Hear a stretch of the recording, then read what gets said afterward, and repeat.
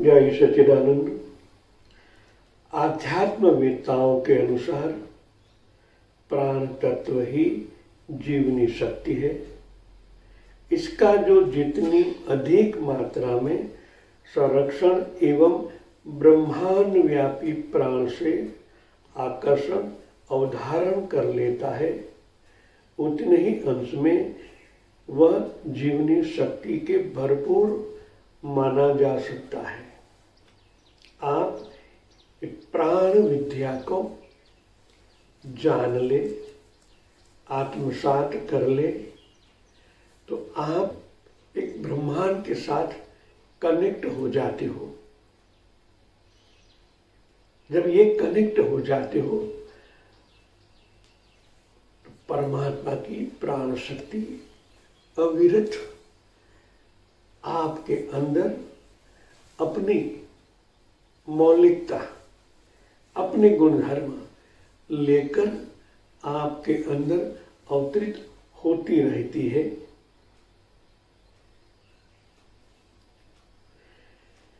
स्त्री शरीर नेगेटिव और पुरुष शरीर पॉजिटिव होता है। ये एक विज्ञान है। दोनों यंत्र हैं, मगर दोनों की चलाने की रीति नीति उनके अंदर के गुणधर्मों के अनुसार प्रकट होती है, जिनको हम ऋण धर्म और घन धर्म,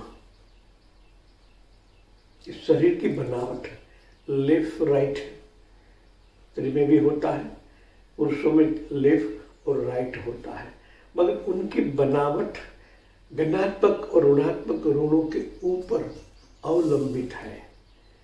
आकर्षण अपाकर्षण, बाद में हम उनको नेगेटिव पॉजिटिव और अणु परमाणु अपने आसपास में कैसे आकर्षण विकर्षण से जुड़े हुए हैं। इस ब्रह्मांड में अणु परमाणु है, इनका ही सूक्ष्म रूप हमारे अंदर है। धनात्मक ऋणात्मक अणु परमाणु से एक दूसरे से आकर्षण से, अणु धीरे धीरे गठ होने से पदार्थ बनते हैं। इस शरीर के अंदर भी ऐसे कई पदार्थ हैं, वो बनते रहते हैं, बिगड़ते रहते हैं। संयोग मिलन में पुरुष ही घाटे में रहता है। चुंबक आलिंगन भी एक प्रकार का संयोग ही है। इसलिए आध्यात्मिक प्रयोजनों के लिए किए गए अनुष्ठानों में इस प्रकार की चेष्टाओं का निषेध है। प्रतिभाशाली प्राणवान लोगों के संपर्क में दुर्बलों को प्राण तत्व का लाभ अनायास ही मिलता रहता है। इसी को मानवीय विद्युत या जैव चुंबकत्व कहते हैं। ओजस्वी तेजस्वी इस स्तर के होता रहता है। बैटरी जनरेटर मैग्नेट आदि को स्पर्श करने से जिस प्रकार छूने वाले को शरीर में बिजली दौड़ जाती है, उसी प्रकार ही प्रतिक्रिया प्राण चेतना के क्षेत्र में भी होती है। प्राण संपन्न एक प्रकार का डायनमो बन जाता है। जब आपका कनेक्शन ऊपर वाले के साथ हो जाए तब आप एक केंद्र बन जाते हो। अपने में विद्युत उत्पन्न करना और दूसरों को बांटना रहता है। दुर्बल काया वाले तेजस्वी प्रभावशाली होते दिखे गए हैं और मोटे तगड़ों में भी स्पष्ट हिम्मत डरपोक पाए जाते हैं। ये प्राण तत्व की न्यूनताधिकता ही प्रबल होती दिखती है। कभी कभी प्राण विद्युत शरीर कलेवर में से उछलकर बाहर आने लगती है, तो ऐसे व्यक्ति बिजली के आदमी बन जाते हैं। विश्व भर में इस तरह के सैकड़ों व्यक्तियों की खोजबीन पिछले दिनों में वैज्ञानिकों द्वारा की जा चुकी है। उन्हें छूने पर ही आंखों से आंखों मिलाने पर भी कमजोर व्यक्ति हैरान हो जाता है। हर जगह से वो प्राण बाहर की ओर आता ही चला जाता है। इसके आधार पर मनुष्य अपने निज के व्यक्तित्व में बहुमुखी प्रखरता उत्पन्न कर सकता है। पदार्थ और मैटर की तरह ही इस विश्व ब्रह्मांड में सचेतन प्राण विद्युत भरी पड़ी है।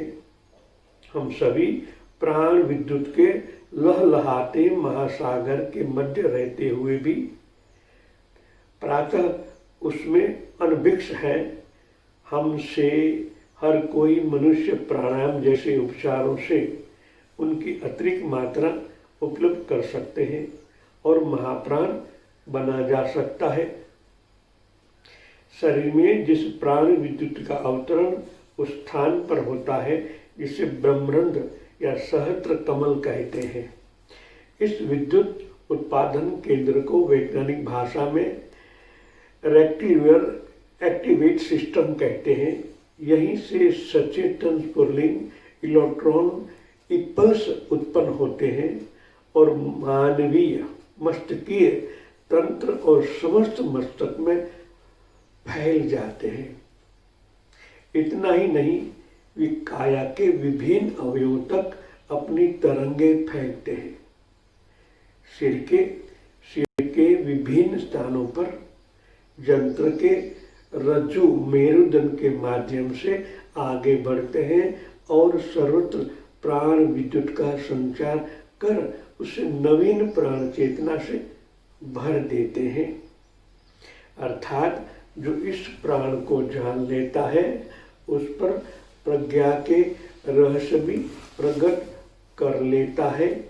आप हम इनसे भी थोड़ा सूक्ष्म जाए कि ये शरीर की संरचना कई अणुओं से बनी है, खरबों अणुओं से बनी है। तो ये अणु क्या है? अणु किसी पदार्थ का ही सूक्ष्मतम इकाई, स्मॉल यूनिट पार्टिकल्स, कण है जो स्थिर, स्टेबल, स्वतंत्र और रासायनिक क्रियाओं में भाग न लेने वाला होता है। क्योंकि बेज है, कई कणों बनने से वो पदार्थ बन जाता है। वो किसी में भाग नहीं लेता है।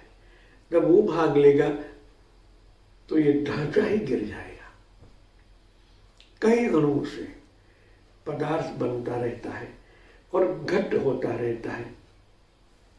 असंख्य अणु आपस में मिलकर दिखाई देने वाले पदार्थ को बनाते हैं।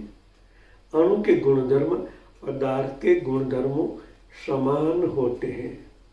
उदाहरण, पानी का अणु H, ग्लूकोज का अणु, हाइड्रोजन का अणु, ये सब कई अणुओं से बने होते हैं।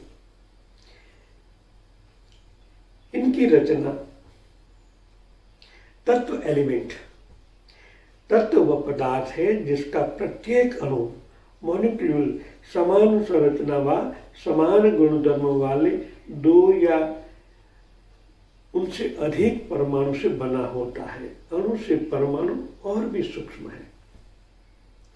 जब जहां जहां जैसे अणु की जरूरत होती है वैसे वैसे परमाणु एक होकर 2 या 3, कभी इनसे भी ज्यादा एक होने के बाद अणु में तब्दील होते हैं, ट्रांसफर होते हैं और उनसे भी हजारों अणु बनकर धीरे धीरे पदार्थ, जिस तरह हमारा नाखून है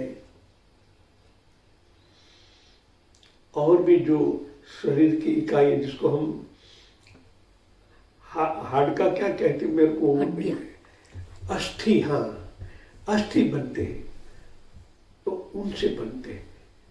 गट होते वो पदार्थ में बनते बनते वो गट हो जाते हैं, पदार्थ बन जाते हैं। और जहां जहां जैसी जरूरत होती है वैसा ही अवतरण और बनना उनके आसपास स्त्राव का गठन होना, तब जाके इस शरीर संरचना में आता है। जय सच्चिदानंद।